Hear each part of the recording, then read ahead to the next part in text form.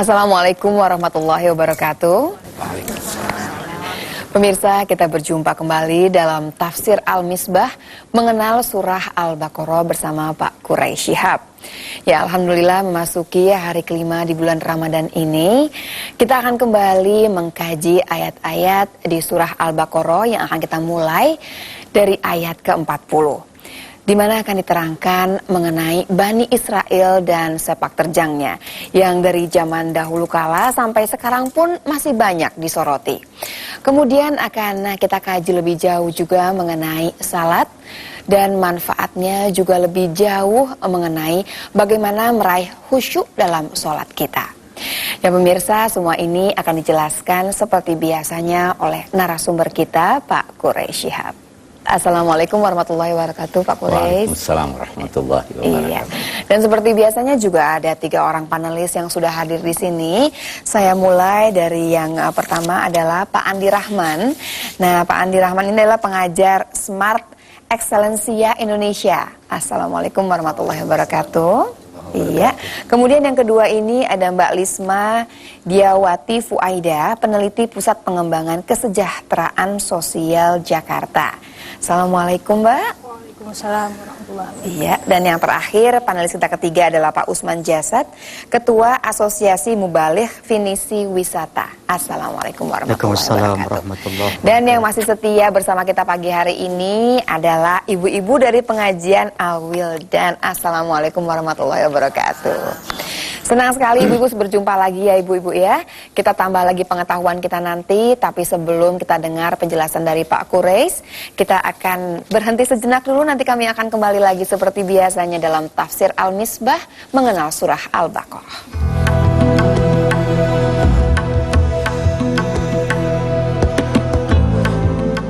Kembali dalam Tafsir Al-Misbah mengenal surat Al-Baqarah yang kita akan mulai dari ayat ke-40. Silakan Pak Quraish. Makasih. Bismillahirrahmanirrahim. Alhamdulillah wassalatu wassalamu ala Rasulillah wa ala alihi wa ashabihi wa man wala. Ibu-ibu, pemirsa, kita akan berbicara mengikuti uraian Al-Quran tentang Bani Israel. Di suratul Baqarah ini banyak sekali uraian menyangkut mereka. Kita dalam perurutan surah ini, uraiannya dimulai dari ayat 40 sampai ayat 122 atau 123. Ayat 40 redaksinya serupa dengan redaksi ayat 122 atau dari akhir uraiannya. Ayat 40 itu menyatakan, A'udzubillahi minasyaitonirrajim, Ya Bani Israil azkuru ni'mati allati an'amtu alaikum wa aufu bi'ahdi ufi bi'ahdikum wa iyaya farhabun. Wahai Bani Israel. Nah, kita mau berhenti di sini. Iya. Bani itu artinya anak keturunan. Bani Israel, anak keturunan Israel. Sekarang ada negara namanya Israel. Itu arahnya ke sana. Israel itu nama lain dari Nabi Yakub. Ada Nabi Ibrahim. Nabi Ibrahim punya anak. Anaknya yang dari Hajar bernama Ismail. Anaknya dari Sarah bernama Ishak. Nanti ada istrinya yang ketiga lagi, punya anak lagi, ada 6 orang. Istrinya yang ketiga itu namanya Keturah. Dari Ishak ini lahir anak antara lain Yakub. Yakub inilah yang juga dinamai Israel. Nah, jadi Bani Israel adalah anak keturunan Yakub. Nah, kita biasa juga mendengar Al-Quran menggunakan kata Yahud. Orang Yahudi, ya. Oke. Yahud itu ada yang berkata anak tertua dari Yakub. Ada lagi yang berkata itu keturunan dari anak-anak Yakub. Nah, biasanya kalau Al-Quran menggunakan kata Yahud, itu pasti kecaman, pasti buruk. Qalatil Yahud yadullahi maghlula. Orang Yahudi berkata tangan Tuhan itu terbelenggu, kikir itu Tuhan. Jelek kan? Iya. Walan tarda ankal yahudu walan nasara hatta tattabi'a millatahum. Orang Yahudi dan orang Nasrani tidak akan senang pada kamu sampai kamu mengikuti cara hidup mereka. Bukan agama mereka, cara hidupnya. Iya. Oke. Dan banyak itu ayat-ayat yang nah, di sini Allah Subhanahu wa taala menggunakan istilah Bani Israel. Bani Israel ini biasa juga diistilahkan oleh Al-Quran dengan Ahlul Kitab. Ahlul Kitab itu bisa yang beragama sesuai agama yang diajarkan oleh Nabi Musa, jadi orang Yahudi. Bisa juga agama yang diajarkan oleh Nabi Isa, yaitu Nasrani. Jadi Ahlul Kitab itu bisa orang Yahudi, bisa orang Nasrani. Nah, kalau Bani Israel, jelas sebenarnya Nabi Isa juga itu dari Bani Israel. Ya toh? Hanya ajaran beliau itu lebih bersifat spiritual, ya, daripada hukum-hukumnya itu yang beliau ambil dari ajaran-ajaran Taurat. Baik, kita kembali kepada ini. Ya Bani Israel, Yakub itu diperkirakan lahir atau wafat pada tahun 889 sebelum Masehi. Jadi sekitar sudah berapa ribu tahun ini? Iya. 2000 lebih ya? 2700 tahun ya kira-kira yang lalu. Oke, baik. Ya Bani Israel, uzkuru ni'mati allati an'amtu alaikum. Wahai Bani Israel, uzkur, zikir. Apa artinya zikir? Zikir bisa berarti ingat. Zikir bisa berarti sebut. Lawannya ingat, lupa. Lawannya sebut, diam. Ya kan? Iya. Jadi ini disuruh jangan diam. Sebut nikmat-nikmat Tuhanmu. Ingat nikmat-nikmat Tuhanmu. Jangan lupa. Uzkuru ni'mati allati an'amtu alaikum. Kita ingin bertanya, apa itu nikmat? Apa itu nikmat? Suatu kesenangan? Suatu kesenangan, bagus. Sesuatu yang positif. Ya toh? Yang Anda rasakan, yang Anda peroleh, melebihi modal Anda. Iya, betul. Nah, sekarang banyak orang tidak sadar bahwa dia tidak punya modal. Punya modal dalam hidup ini. Tidak. Kita pernah tidak ada. Jadi hidup itu nikmat. Kesehatan itu nikmat. Harta itu nikmat. Ilmu itu nikmat. Terlalu banyak nikmat. Uzkuru ni'mati allati an'amtu alaikum. Renung-renungkanlah. Di sini Allah Subhanahu wa taala menggunakan kata nikmat. Sementara ulama berkata, nikmat itu tunggal. Ya kan? Kalau banyak nikmat-nikmat dalam bahasa Indonesia atau an'am, bukan an'am. An'am itu binatang ternak. An'am. Nama. Oke, bagus. Kalau begitu ingat satu aja sudah cukup. Kalau kamu sadar bahwa yang satu itu dari Allah, kamu pasti ingat Allah. Karena kalau mau disuruh mengingat semuanya nggak bisa. Wa in ta'uddu ni'matallahi la tuhsuha. Kalau kamu mau hitung nikmat Allah, kamu nggak bisa hitung. Oke. Uzkuru ni'mati allati an'amtu alaikum. Ada dua hal. Yang pertama, apa yang kamu nikmati itu bersumber dari Allah, bersumber dari aku. Dan aku yang memberi kamu. Bisa saja ini buku saya yang tulis, saya yang karang, ini. Boleh jadi saya punya, tetapi orang lain yang beri ibu. Ya toh? Ingat, nikmat itu Allah punya dan hanya Allah yang memberi kamu. Kalau ada yang memberi kamu melalui perantaraan orang lain itu dapatnya dari saya. Uzkuru ni'mati allati an'amtu alaikum wa aufu bi'ahdi ufi bi'ahdikum. Penuhi janji-janjimu kepadaku. Itu Bani Israel melalui nabinya berjanji, kami taat, kami patuh, kami ini. Oke deh, penuhi janjimu kepadaku. Niscaya saya pun akan memenuhi janjiku kepadamu. Saya janji kamu bahagia di dunia. Saya janji kamu sorga. Selama kamu memenuhi perjanjian. Nah, baru dia katakan, wa iyaya farhabun. Wa iyaya farhabun. Dan kepadaku saja, jangan kepada yang lain. Kamu takut. Farhabun terambil dari kata rohbah. Rohbah itu artinya takut yang menjadikan Anda lari. Ya toh? Takut, ada orang takut terpaku. Ada orang takut, saya takut, bagaimana saya hadapi ini?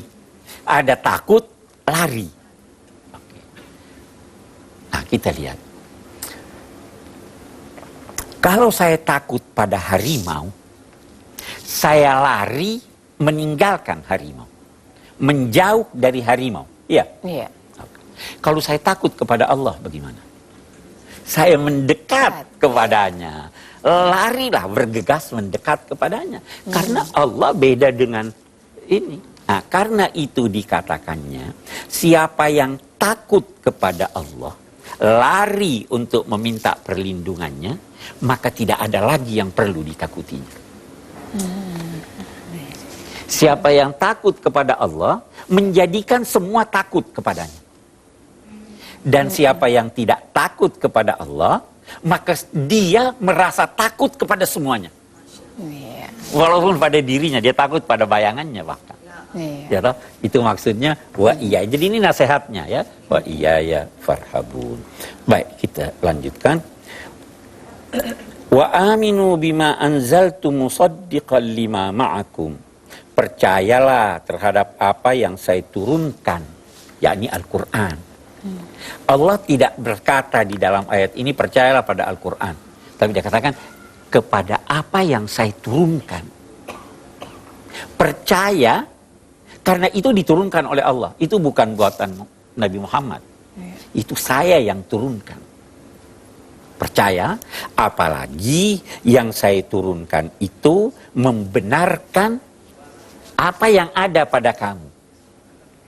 Membenarkan kitab Taurat yang pernah mereka terima, yang boleh jadi sebagian diantaranya ada pada mereka tapi dia tidak nampakkan, dia sembunyikan. Jadi Allah berkata yang ada padamu tuh, di dalam kitabmu itu ada yang menyatakan bahwa Nabi Muhammad akan diutus. Di dalam kitabmu yang ada pada kamu itu ada sifat-sifat Nabi Muhammad. Mestinya kamu percaya karena apa yang ada di sini sesuai dengan di sana. Kalau itu kamu percaya benar, otomatis kamu percaya ini karena itu sesuai. Iya. Ya kan, itu maksudnya. Iya. Pak Quraisy, ini cukup panjang ya keterangan mengenai Bani Israel ini. Nanti kita akan lanjutkan lagi lebih jauh ya Pak Quraisy ya, dan kita akan break sejenak. Kita akan kembali lagi masih dalam tafsir Al-Misbah mengenal surat Al-Baqarah. Ya pemirsa, tadi sempat terputus, kita lanjutkan lagi penjelasan mengenai Bani Israel di tafsir Al-Misbah mengenal surah Al-Baqarah. Silakan Pak Quraisy. Baik, kita lanjutkan. Allah kemudian berpesan kepada mereka, wala takunu awwala kafirin. Jangan kamu tampil sebagai orang yang paling terdepan menolak ajaran ini. Sudah ada kesan ini yang paling terdepan nih. Jadi awwala kafir jangan diartikan orang pertama yang kafir. Sebenarnya orang yang pertama yang kafir itu orang musyrik yang ada di Mekah. Tetapi yang tampil paling depan untuk menolak ini adalah orang Yahudi. Nah, saya berkata Yahudi, saya tidak berkata Bani Israel. Karena Bani Israel ada juga yang baik. Iya. Sampai sekarang ada yang membela perjuangan Palestina. Yang tidak membela itu yang Zionis. Nah, tapi ada orang Israel yang baik. Oke, kita lanjutkan. Wala tashtaru bi ayati thamanan qalila.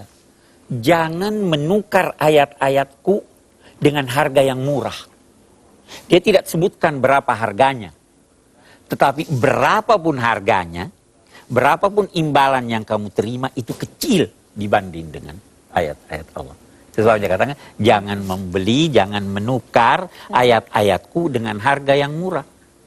Apapun besar, betapapun besarnya imbalan yang Anda terima untuk menukar, untuk mengapakan namanya ayat-ayat ini, itu sebenarnya sangat kecil. Iya. Ini tidak bisa dinilai dengan sesuatu. Wa iyaya fattaqun, bertakwalah hanya kepadaku.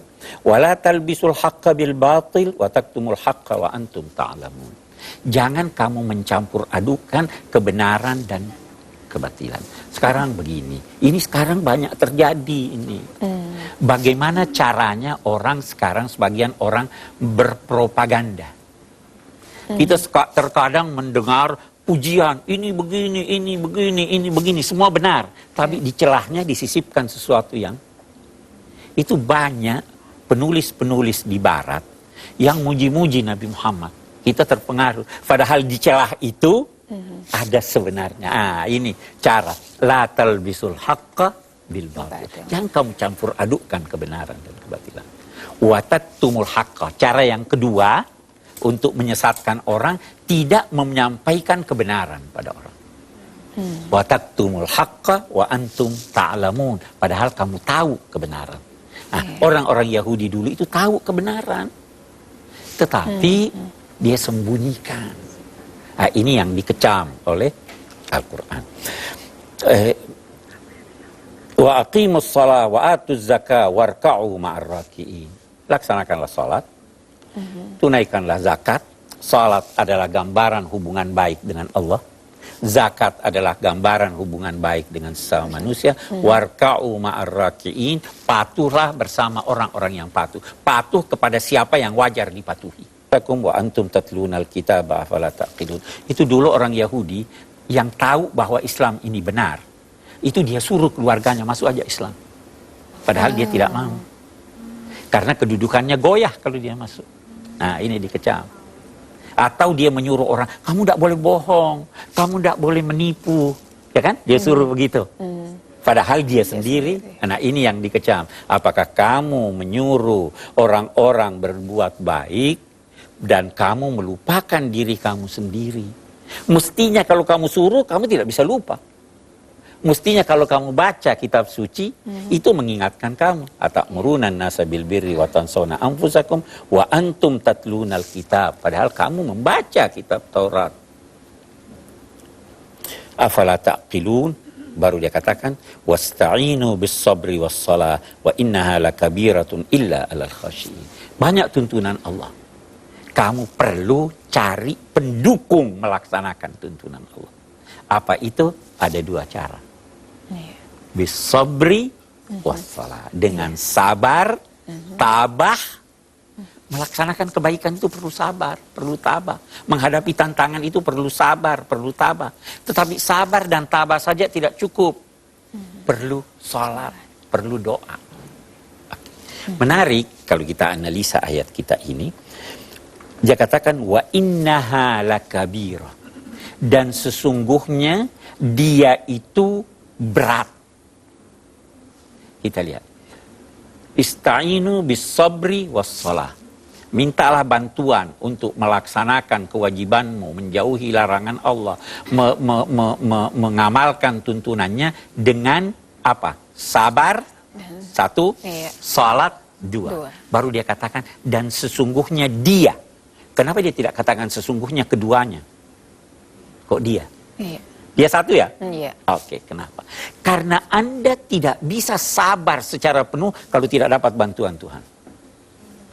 Anda waktu sabar harus berdoa. Ya Allah, bantu saya buat sabar. Doa kan? Dan Anda waktu berdoa harus sabar. Jadi ini berdoa, ya Allah kasih saya ini. Baru sehari berdoa udah bosan berdoa. Harus sabar. Karena itu dia katakan ista'inu bis sabri was shalah wa innaha. Sesungguhnya dia jadi sabar dan salat itu menyatu. Tidak bisa sabar tanpa salat, tidak bisa salat tanpa salat. Oke. Wa innaha lakabiratun illa 'alal khasyiin. Itu berat kecuali orang-orang yang khusyuk. Siapa itu khusyuk? Bagaimana caranya khusyuk? Dijelaskan oleh ayat berikutnya. Alladzina yadhunnuna annahum mulaqu rabbihim. Mau salat khusyuk? Coba bayangkan waktu salat bahwa sebentar lagi mau mati. Khusyuk enggak? Khusyuk. Alladzina yadhunnun, orang-orang yang menduga, tidak usah yakin. Duga aja sudah cukup. Menduga, yazun itu artinya menduga. Yang menduga bahwa mereka akan bertemu dengan Tuhan. Nah, penafsiran pertama bertemu dengan Tuhan mati. Coba bayangkan kalau ada orang besok mati atau sebentar lagi mati, oh itu salatnya khusyuk sekali. Ngerti tidak ngerti, khusyuk, ya kan? Ini yang dikatakan. Jadi untuk mencapai khusyuk, ingat mati. Kalau kita artikan mulaku rabbihim, bertemu dengan Tuhan, artinya mati. Ada yang mengartikan mulaku rabbihim, bertemu dengan ganjaran Tuhan. Nah, coba mau lihat. Ini di sana ada keuntungan besar, tapi capek. Mau sabar atau tidak? Sabar. Sabar karena ada keuntungan. Iya. Mau bangun tengah malam sholat, mau puasa. Aduh, capek ini. Tapi bayangkan, di sana ada sorga. Sabarnya jadi menjadikan ringan karena menantikan. Nah, itu yang dimaksud apa namanya? Wa innal ladzina yadhunnuna annahum mulaqu rabbihim wa annahum ilaihi raji'un. Baru dia selipkan lagi. Ya Bani Israel, udhkuru ni'mati allati an'amtu alaikum. Ya, wa anni faddaltukum alal alamin. Baru akhirnya dikatakan di sini untuk kita punya ini, wattaqu yauman turja'una fihi ilallah. Ini ayat oleh sementara ulama dikatakan ayat terakhir yang diterima oleh Nabi Muhammad. Bertakwalah, takutlah menghadapi suatu hari. Oh, enggak, bukan ini ayatnya. Bukan ini ayatnya, saya keliru tadi ya. Wattaqu yauman la tajzi nafsun an nafsin syai'an wa la yuqbalu minha syafa'atun wa la yu'khadhu minha adlun wa la hum yunsarun. Takutlah menghadapi suatu hari di mana satu jiwa tidak dapat menolong jiwa yang lain. Tidak ada yang bisa menolong. Wa la yuqbalu minha syafa'atun, tidak ada koneksi. Tidak ada orang bisa membantu Anda. Wa la yu'khadhu minha adlun, tidak bisa ditampi hari itu dengan membayar tebusan. Gitu? Ada orangnya saya yang tebus, tidak ada. Walahum yunsarun, tidak ada yang bisa membantu seseorang pada waktu itu. Ini sebagian dari sekian banyak ayat yang berbicara tentang orang Yahudi, kecaman terhadap mereka, yang kesimpulannya dari semua ayat-ayat ini, kita dapat berkata begini, keburukan orang Yahudi itu ada dua. Yang pertama sangat materialistis. Iya. Itu sebabnya Nabi Isa membawa ajaran yang bersifat spiritual. Semuanya dinilai dengan materi. Tuhan digambarkan wujudnya dalam wujud materi. Tidak bisa mempercayai sesuatu yang bersifat spiritual, rohani. Karena itu dia mau lihat Tuhan. Karena itu dia buat sapi, dikatakannya itu Tuhan.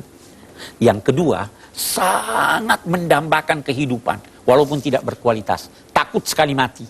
Iya. Itu dua sifat buruk daripada orang-orang. Saya katakan orang Yahudi, saya tidak mengeneralisir. Tidak semua mereka itu sama. Saya kira itu. Iya, jadi kita belajar mengenai Bani Israel, kemudian ada orang Yahudi di sana, juga bicara mengenai sabar dan sholat yang mesti beriringan ya Pak Quresh ya. Saya yakin pertanyaan juga makin banyak, tapi sebelum kita masuk ke segmen tanya jawab, kita akan berhenti dulu sejenak, kita akan kembali lagi masih dalam Tafsir Al-Misbah mengenal surah Al-Baqarah. Ya baik pemirsa, kita kembali di Tafsir Al-Misbah mengenal surah Al-Baqarah. Kita masuki segmen tanya jawab. Rasanya panelis kita juga sudah tidak sabar untuk bertanya. Kita mulai dari panelis yang pertama. Ini Mas Andi, silakan Mas. Terima kasih Mbak Lura. Yang saya hormati Pak Quresh Shihab. Saya ingin mencermati ayat ke-43 surat Al-Baqarah ini yang sependek pembacaan saya ditujukan untuk Bani Israel. Ini artinya bahwa perintah salat dan zakat juga sudah diberikan pada Bani Israel. Kemudian saya juga teringat pada ayat Nabi Isa yang wa'usoni bisolati wa zakati madumtu hayya. Beliau diperintahkan untuk sholat dan zakat selama hidup. Kemudian untuk saya teringat juga pada ayat haji wa'adzin finnasi bil haji yaitu karijala, bahwa Nabi Ibrahim diperintahkan untuk menyeru manusia untuk berhaji. Dan saya teringat pada ayat puasa, kama kutiba 'alal ladzina min qablikum la'allakum tattaqun. Sebagaimana puasa telah diwajibkan kepada orang sebelum kamu agar kalian bertakwa. Yang ingin saya tanyakan, kalau memang ibadah-ibadah tersebut sudah ada sebelum Rasulullah Muhammad, apakah ada ibadah yang khas identik diberikan kepada umat Nabi Muhammad? Terima kasih Pak Pres. Pada prinsipnya, semua persoalan akidah, prinsip-prinsip akidah, prinsip-prinsip syariah, prinsip-prinsip akhlak itu sama. Sama. Semua Nabi mengajarkan keesaan Allah, adanya utusan Tuhan, adanya malaikat, adanya hari kemudian. Semua Nabi mengajarkan salat, zakat, puasa. Sejak Nabi Ibrahim sudah ada haji. Bahkan boleh jadi sebelumnya, waktu kalau kita katakan Mekah, Ka'bah dibangun oleh Adam. Nah, semua ajaran agama menganjurkan kebaikan. Itu prinsipnya sama. Tetapi di dalam syariahnya bisa berbeda caranya. Cara salatnya orang Yahudi beda dengan cara salat kita. Cara salatnya orang Nasrani yang diajarkan oleh Nabi Isa beda. Nah, memang ada kekhususan. Bahkan kekhususan itu bukan saja pada cara beribadah, bukan saja, bahkan ada kekhususan dalam ucapan-ucapan tertentu. Sebagai satu contoh, itu firman Allah, hasbunallah wa ni'mal wakil. Sementara ulama itu berkata itu hanya khusus diajarkan oleh Nabi Muhammad. Kepada Allah, oleh Allah kepada umat Islam. Karena kalau seandainya itu sudah diajarkan kepada Nabi Yakub, dia pasti mengucapkan kata itu. Nah, jadi ada kekhususan. Saya kira itu. Iya, baik. Kita pindah ke panelis yang kedua. Silahkan, Mbak. Terima kasih, Mbak Lula. Pak Quraisy, ada kalanya manusia sampai pada satu keadaan di mana dia sudah merasa menggunakan nikmat yang Allah berikan kepadanya untuk mendekatkan diri pada Allah, beriman kepada yang diturunkannya tadi, kepada diturunkan Allah, kemudian sudah mendirikan sholat, membayar zakat, akan tetapi dia merasa semua itu tidak memberikan suatu perbaikan dalam hidupnya. Dia merasa dia berada di barisan orang-orang yang tidak sejahtera, lalu dia membandingkan kepada orang-orang yang meninggalkan sholat tetapi hidup dalam kesejahteraan. Lalu apakah memang tidak ada kaitannya semua ketaatan itu dengan kehendak Allah untuk memberikan atau tidak memberikan kesejahteraan kepada umatnya? Terima kasih. Satu hal dulu, kalau kita berkata kesejahteraan yang dimaksud kesejahteraan materi, itu beda dengan kesejahteraan dan ketenangan batin. Untuk meraih materi, orang tidak perlu beriman. Orang tidak harus salat. Ya kan? Iya. Buktinya ada orang-orang tidak salat. Ya. Tapi orang itu tidak akan merasakan ketenangan batin. Kalau bukan sekarang, besok dia tidak akan rasakan ketenangan batin. Nah, itu sebabnya takwa itu ada takwa duniawi, ada takwa ukhrawi. Mau kaya bukan dengan sholat, kaya dengan bekerja. Mau tenang, mau terhindar dari siksa ukhrawi, laksanakan tuntunan-tuntunan syariah. Nah, orang yang sudah salat tapi masih merasakan saya kok tidak ini, perlu dia koreksi salatnya. Ya kan? Oke. Pak, tapi bukannya kemudian sabar tadi yang sejalan dengan sholat itu juga bermain di sini, Pak? Oh iya, jelas dong. Karena kita hidup ini tidak bisa luput dari kewajiban sabar. Orang yang miskin, orang yang sakit perlu sabar. Iya. Orang yang kaya perlu sabar enggak? Perlu. Jangan dia royalkan duitnya bukan pada tempatnya. Saya mau membalas, saya perlu sabar. Karena apa? Jangan sampai saya melakukan pembalasan melebihi yang wajar. Jadi hidup ini Anda senang atau susah, Iya. perlu Harus sabar. sabar. Perlu menahan gejolak nafsu itu untuk meraih yang baik atau lebih baik. Baik. Ya kan? Iya. Ya, langsung saya pindah ke Pak Usman, silakan Pak. Terima kasih Mbak Lula. Pak Quraisy yang saya hormati, saya tertarik dengan pemaparan Ustadz tentang ayat Atamuruna nasa bil birri wa tansawna anfusakum. Salah satu kecaman Allah terhadap orang-orang Yahudi yang mereka kadang-kadang menyuruh orang lain melakukan kebajikan, tetapi mereka sendiri melupakan kewajiban yang harus dilakukan.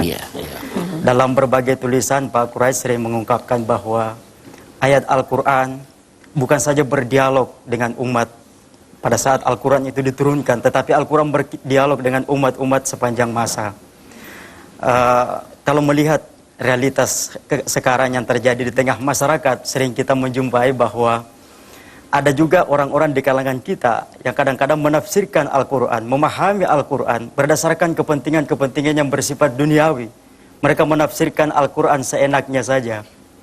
Ada yang pidato, saudara-saudara, sebagai orang yang memiliki kelebihan harta, yang paling kita sayangi sekalipun berikan kepada orang yang paling membutuhkan. Sementara pidato didengar sama anaknya Pak Quraisy. Belum selesai pidato, anaknya buru-buru pulang ke rumah. Ada kambing kesayangan bapaknya diberikan kepada tetangganya. Bapaknya pula, nak, kenapa kambing itu kau berikan sama tetangga? Kata anaknya, kan bapak tadi pidato, yang paling kita sayangi sekalipun berikan kepada orang yang membutuhkan. Kata bapaknya, nak, tadi itu saya pidato sebenarnya untuk orang lain, bukan untuk kita. Nah, sesungguhnya apa kompetensi yang harus dimiliki oleh seseorang untuk memahami ayat-ayat Al-Quran agar betul-betul sesuai dengan kehendak Allah? Terima kasih Pak Quraisy. Iya. Saya kira begini ya, kita tidak ada yang dapat memastikan apa maksud ucapan saya kecuali saya sendiri.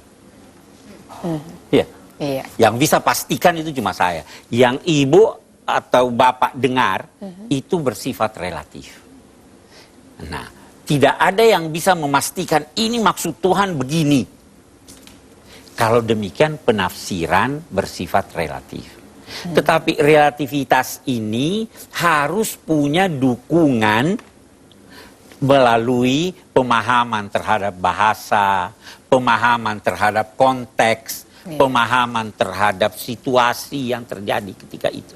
Nah, kalau ini sudah diupayakan, maka itulah kira-kira maksudnya.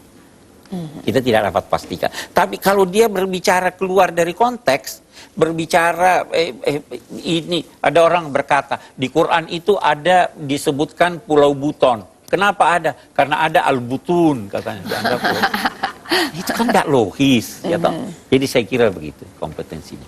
Iya, jadi memang tafsir itu bukan suatu kepastian karena Itu yang tahu tentunya yang membicarakannya sendiri ya Pak Quraisy ya. Tapi ibu-ibu pasti mau bertanyakan ibu-ibu ya. Tapi karena waktunya singkat, kita akan berhenti dulu, nanti gilirannya ibu-ibu akan kita dapatkan nanti ya. Terima kasih. Nanti kita akan kembali lagi masih dalam segmen tanya jawab di Tafsir Al-Misbah mengenal surah Al-Baqarah. Ya pemirsa, kembali di Tafsir Al-Misbah mengenal surah Al-Baqarah. Dan sekarang gilirannya ibu-ibu untuk bertanya barangkali ya ibu-ibu ya. Silakan yang mana yang duluan ini. Ya silakan ibu. Kita mengenal amal jariah ya Pak, yang pahalanya masih mengalir walaupun orang tersebut sudah meninggal dunia. Apakah kita juga mengenal dosa jariah Pak Ustadz? Dan apa pahala yang paling tinggi di sisi Allah yang harus kita lakukan sebagai hamba Allah? Terima kasih Pak Ustadz. Iya, terima kasih Ibu langsung Pak.